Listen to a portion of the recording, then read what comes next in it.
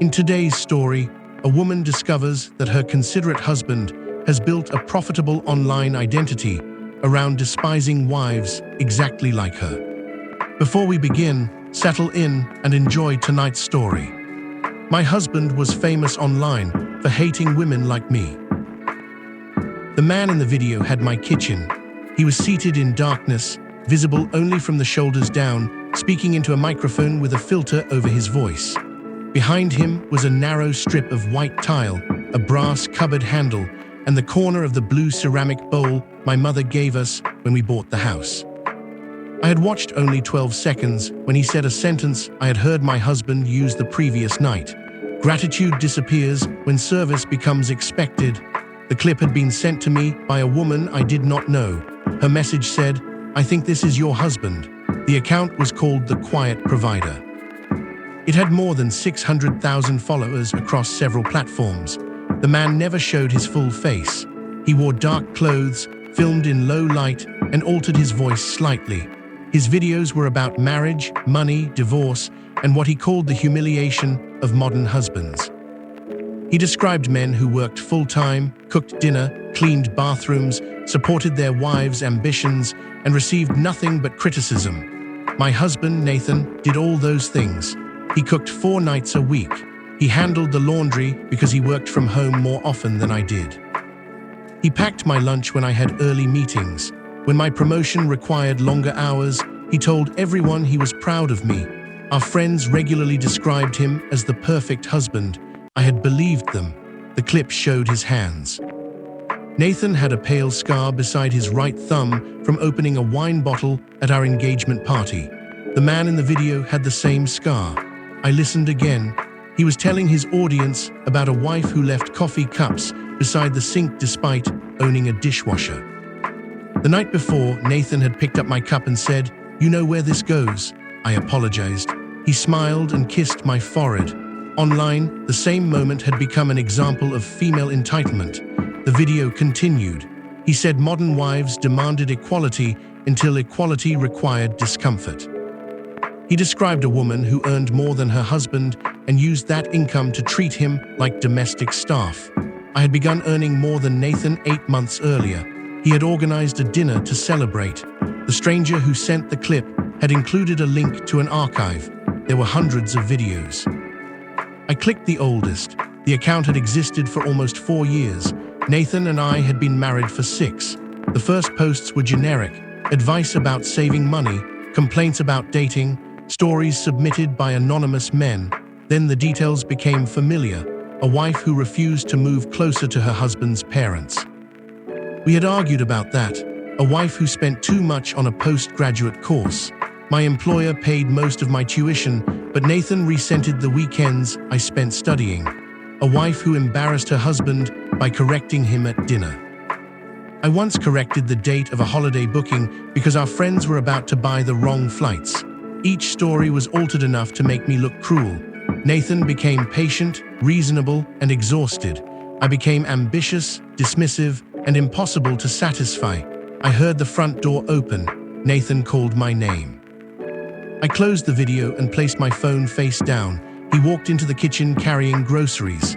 Long day. I looked at the blue bowl behind him. He had filmed in our kitchen while I slept upstairs. "How long have you been the quiet provider?" The shopping bag slipped against his coat. He caught it before it fell. For perhaps 2 seconds, he looked frightened. Then his face became confused. "What?" I turned my phone around and played the clip. His altered voice filled the kitchen. Nathan listened without interrupting. When it ended, he said, "That could be anyone." I paused the video on his hand. He looked at the scar. Then he looked at me. "It's commentary," he said, "not denial." Commentary. I asked whether the stories were about us. He said they were inspired by many relationships. "Does anyone watching know I exist?" "No." "Do they know the house?" "No." "The kitchen is behind you. No one can identify a kitchen." I did. He placed the groceries on the counter. He said the channel was a creative project. He said he played a character designed to provoke discussion. He said the opinions were exaggerated for engagement. Do you believe them? That is not a simple question. Do you believe the things you say about me? I don't use your name. That was when I understood that he had already decided anonymity made consent irrelevant. The anonymous man in the video had my kitchen, my husband's scar, and the exact sentence Nathan had used the night before. Online, he described a wife who left coffee cups by the sink and treated her husband like domestic staff. I had left one cup out. Nathan had kissed my forehead when he moved it. Nathan asked who had contacted me. I said it did not matter. He wanted to see the message. I refused. He became angry for the first time. He said private subscribers had been trying to expose him for months. I asked why. He said success attracted unstable people. How successful? He said the channel earned some money. How much? Not enough to matter. The account sold subscriptions, private discussion access, digital courses, and one-to-one consultations. Nathan had also advertised financial services, supplements, and legal document templates for men preparing to leave marriages. I opened our banking app. There were no deposits I recognized. Where does the money go? He said business income was held separately for tax reasons.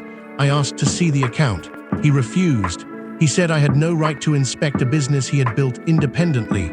The business used our house, our marriage, my words, and my image cropped from photographs. But according to Nathan, it was independent because the payments did not enter our joint account.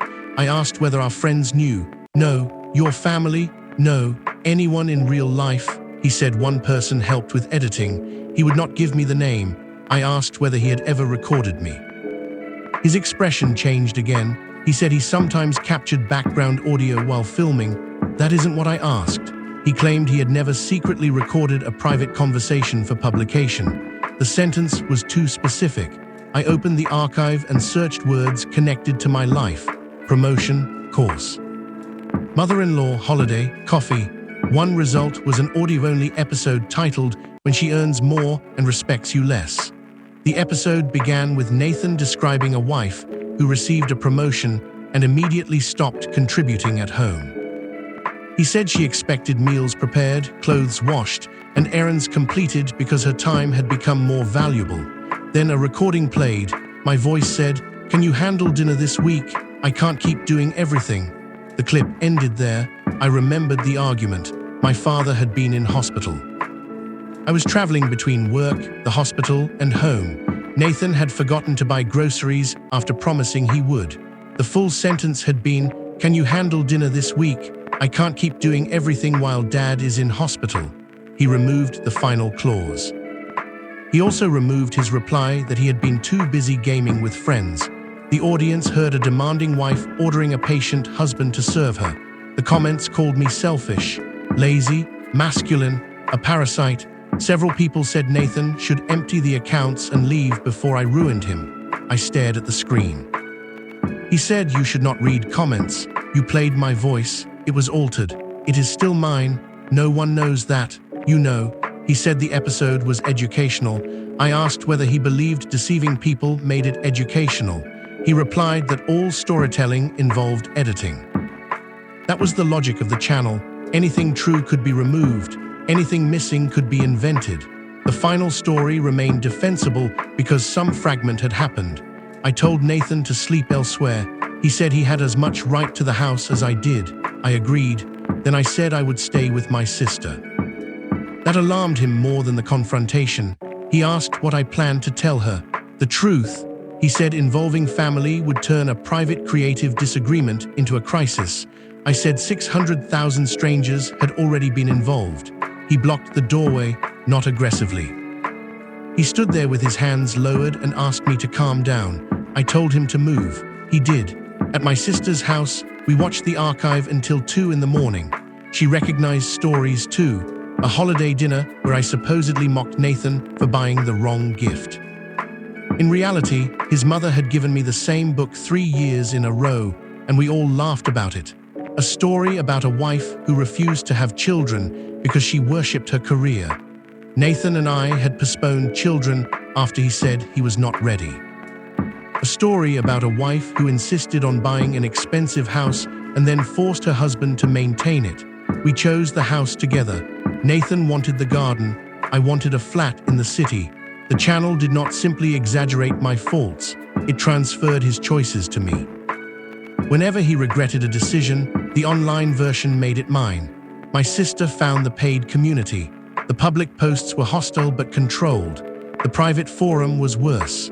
Members called marriage a negotiation between male duty and female opportunism. They shared methods for hiding money, recording arguments, and creating evidence before divorce. Nathan posted under the name Quiet Provider. His writing style was unmistakable. He advised men to become reliably useful at home because domestic labor created leverage. A husband who cooked, cleaned, and remembered birthdays could survive accusations of selfishness. He called it building a credibility reserve. That phrase changed the meaning of 6 years. Nathan had not necessarily completed chores because he cared about me. At least some of the time, he believed he was collecting evidence. His public kindness and private resentment supported each other. The more generous he appeared, the more convincing his victim's story became. One forum post described a strategy for avoiding emotional arguments. "Do not complain at home," Nathan wrote. "Smile, perform the task. Record the imbalance privately. The person who stays calm controls the history." My sister stopped scrolling. "He planned this." I said I did not know what this was yet. The posts suggested resentment. The money suggested preparation. The recordings suggested something more deliberate. The woman who contacted me sent another message. Her name was Elise. She said she had paid Nathan for private advice after discovering her husband was cheating. Nathan told her the affair was probably a consequence of her disrespect. He encouraged her husband to contact him separately. Nathan then advised both of them while pretending each conversation was confidential. Elise discovered the overlap when her husband repeated an unusual phrase from one of Nathan's messages. She began investigating the account. That was how she identified our kitchen. She had not been trying to expose Nathan's real name until she realized he used clients' private information as content. She sent me screenshots. One private consultation mentioned a wife named Claire who worked in medical administration and had recently been promoted. My name is Claire. I work in medical administration. The messages were not about a client. They were about me. Nathan told men that his own wife withheld affection, mocked his income, and used her father's illness to avoid responsibilities. He wrote that he remained married because leaving immediately would reward her. His plan was to improve his financial position, document her behavior, and leave at a time of his choosing. The date on the message was 16 months earlier. 5 months before that, he had suggested we combine more of our savings. At the time, he said separate accounts made us feel less like a team. I had transferred £40,000 from an account in my name into a joint investment fund. Nathan had not prepared to leave by hiding his money. He had prepared by making mine easier to reach. Inside the private forum, my husband advised men to cook, clean, and remember birthdays because domestic labor created leverage. He called it a credibility reserve. He told them never to complain at home. Smile, perform the task, and record the imbalance privately. The person who stayed calm, he wrote, controlled the history. The next morning, I contacted a solicitor. I did not tell Nathan. The solicitor said I should preserve the posts, identify all accounts, and avoid moving joint money without advice. She also warned me not to assume an online persona was legally separate from our household finances. If Nathan earned substantial income during the marriage, it could matter. My sister and I downloaded everything we could access. Nathan noticed. The public channel vanished before noon.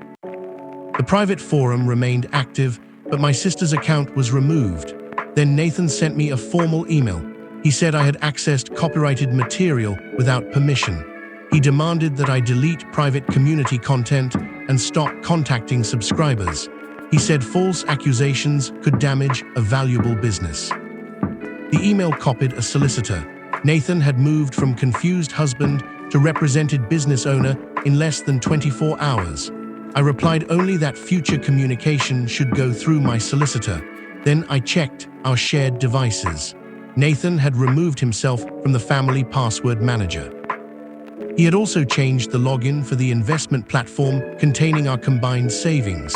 I called the provider. Because the account was joint, they restored my view access after verifying my identity. The balance was lower than I expected. Almost £23,000 had been transferred out over 9 months. The withdrawals were labeled tax payments and business loans. The destination account belonged to Quiet House Media Limited. Nathan was the sole director. The company had been registered 2 years earlier at an accountant's office. Public filings showed little detail. The platform history showed that I had approved the first transfer. I remembered it. Nathan brought me his laptop while I was cooking and said our investment provider required confirmation for an annual tax adjustment. I entered the code without reading the screen. That transfer was for £4,000. Afterward, the account settings changed. Future transfers below a threshold required only one approval. My careless confirmation had given him operational control. It was the vulnerability he needed. I called the investment provider again and froze withdrawals. Nathan called within minutes. You froze my business funds. I froze our investment account. You approved those transfers. I approved one tax adjustment. You entered the code. What did the screen say? He paused. I asked again. He said it showed a transfer to his company. I had not read it. That was true. He had exploited my trust, but he had not forged my approval. He wanted that distinction recorded. I said, send me the business accounts. He refused. He said I had already decided to destroy him. I told him I had not yet decided whether I wanted a divorce. That was true. Until that moment, part of me still believed the channel might be a performance that consumed him slowly. Then he said, you don't get to decide the timetable anymore. The sentence sounded like his posts. It did not sound like my husband. 2 days later, I returned to the house with my sister to collect clothes and documents. Nathan had transformed the dining room into a recording space. Dark acoustic panels covered one wall. A microphone stood beside the table. The blue bowl had been moved onto a shelf behind the chair. He had turned the place where we ate dinner into the set where he described himself as oppressed by marriage. There were 3 cameras, one pointed toward the chair, another captured the kitchen, the third faced the hallway. I asked why he filmed the hallway. He said it created depth. My sister opened a drawer beneath the equipment. Inside were labeled memory cards, arguments, money, family, intimacy. My name appeared on several labels. Nathan moved between her and the drawer. He said the cards contained private business material. I asked whether he had recorded me in the house. He said some files were security documentation. Security against what? False claims. I picked up a card labeled Promotion Week. That was the week my father had surgery, and I worked late preparing for a regulatory inspection. Nathan took it from my hand. He said I could not remove company property. My sister began filming on her phone. Nathan told her to stop. She did not. He raised his voice and said we were trespassing. The house was jointly owned. The equipment was inside it. For the first time, the calm provider disappeared. He grabbed my sister's phone. She held on. The tripod fell. One camera struck the floor. Nathan let go immediately. Then he looked toward the hallway camera. The red light was on. His face settled. He said very clearly, I need both of you to leave before this becomes unsafe. The performance had returned. He was building the next clip while we stood there. I left. My sister kept her recording. It showed Nathan reaching first. That mattered later. The solicitor obtained an order preserving the recordings and business records. Nathan opposed it. He argued that the files contained confidential client information. The court allowed an independent digital examiner to review them.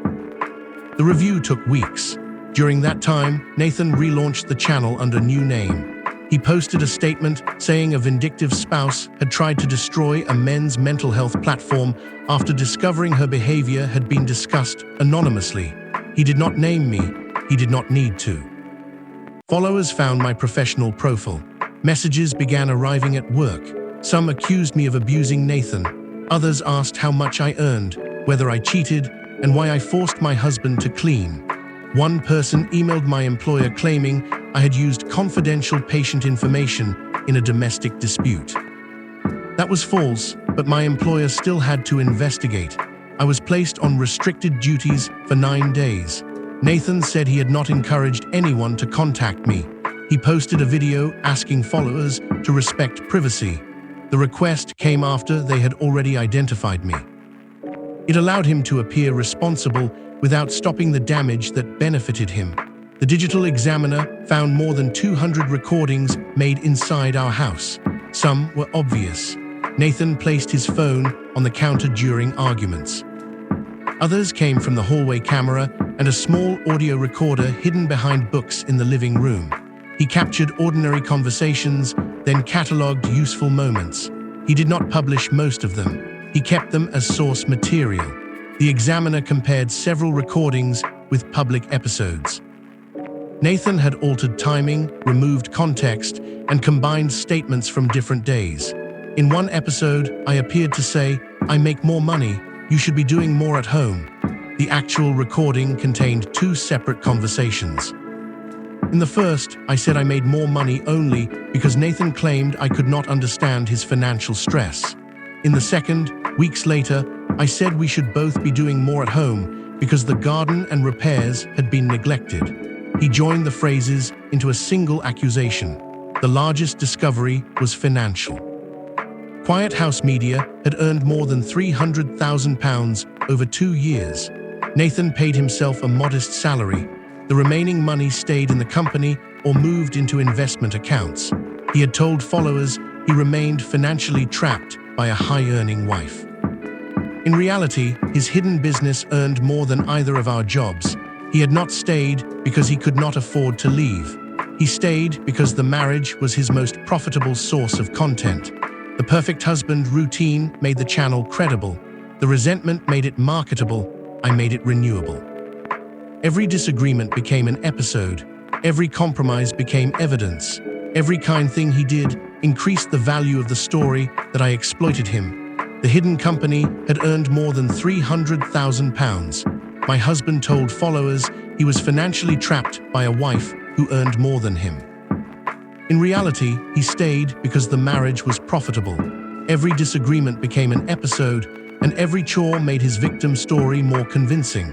Once the financial records emerged, Nathan changed strategy. He admitted the character was based partly on our marriage. He said satire required exaggeration. He said the recordings protected him from being misrepresented. He said the company income belonged to the brand he created, not to me. He also claimed I had benefited from his domestic labor while contributing less at home. That last part was not entirely false. During my father's illness and the year of my promotion, Nathan did more household work. I had thanked him. I had also assumed he would tell me if he resented it. Instead, he used silence as evidence that I took him for granted. My solicitor warned me that honesty mattered. I could not argue Nathan never carried a heavier share. I could argue that additional chores did not authorize secret recording, fabricated stories, hidden income, or using joint savings to fund the business. The distinction held. My employer cleared me. No patient information had been exposed. I still lost the leadership role attached to the inspection project. They said the decision was temporary and unrelated. I did not believe them. Public scandal makes organizations cautious. That was part of the cost. The divorce lasted 18 months. Nathan retained the channel and company. I received a share of the marital value and recovered the money removed from our investment account. The house was sold. Neither of us wanted it after the recordings became evidence. The blue bowl appeared in an inventory photograph. I did not claim it. My mother asked why. I said it no longer felt like hers. Nathan's followers divided. Some believed I had confirmed everything he taught by divorcing him and seeking money. Others left after the edited recordings became part of the proceedings. Several former clients said their stories had also been altered. Elise joined a civil claim concerning confidential consultation material. Nathan settled without admitting wrongdoing. The channel became smaller but did not disappear. There is always an audience for a person who explains why every consequence proves persecution. I saw Nathan once after the divorce. We were leaving the solicitor's office after signing the final papers. He looked tired. Without the careful lighting and filtered voice, he seemed ordinary. He asked whether I ever appreciated how much he had done for me. I said yes, that was the tragedy. I did appreciate the meals, the laundry, the packed lunches, and the evenings he told me he was proud of my career. I simply had not known he was keeping a second record.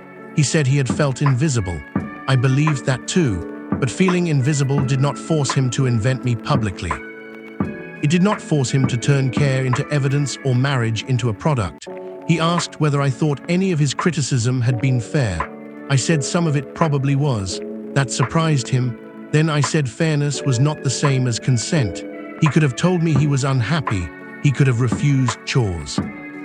He could have asked for counseling. He could have left.